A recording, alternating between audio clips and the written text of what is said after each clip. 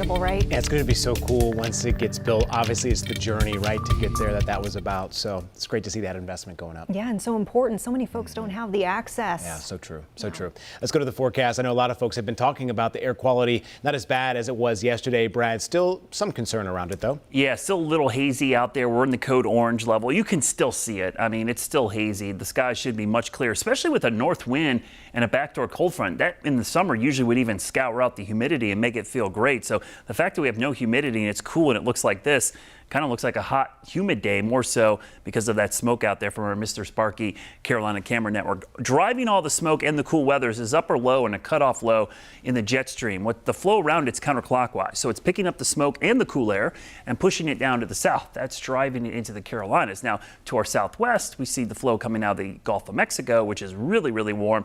That warm, humid air is going to be heading our way, and it's going to change things up. Air quality forecast today was orange, tomorrow orange. Saturday starts to improve, really improve Sunday, and by Monday, Tuesday, we're back into the green. Could change a lot. These forecasts, which remember, are like an hour-to-hour thing because depending on where the thickest smoke blows around, subtle changes in the wind direction can really have a big impact on this. So stay tuned. This might be better or worse depending on the pattern. The reason we're going to see such a big change, this has been what's driving the smoke south.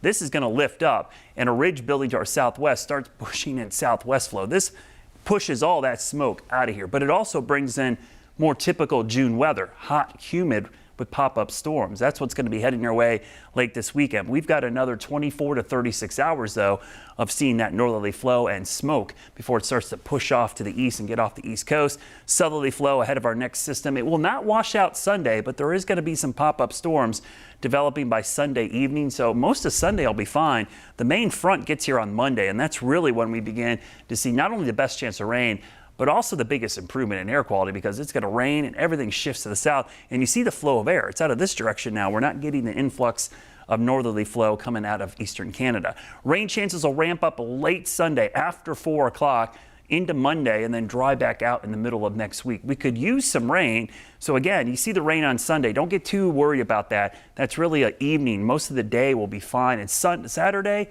that's a certified pool day. Another great weekend to be at the pool or lake. 2 weekends in a row after that miserable Memorial Day weekend, we're finally getting some great summer weekends. Tomorrow, not too bad either for the end of the week. Friday, temperatures near 80. We'll take that with no humidity here in early June. Here's your Guy Roofing 7-day forecast. Nice warm up this weekend. Great match day weather for Charlotte FC on Saturday. Tailgating is going to be amazing and staying in the 80s all the way through next week into next weekend for Father's Day. Look at that. All right, not too much of a roller coaster there, Brad. Thank you so much.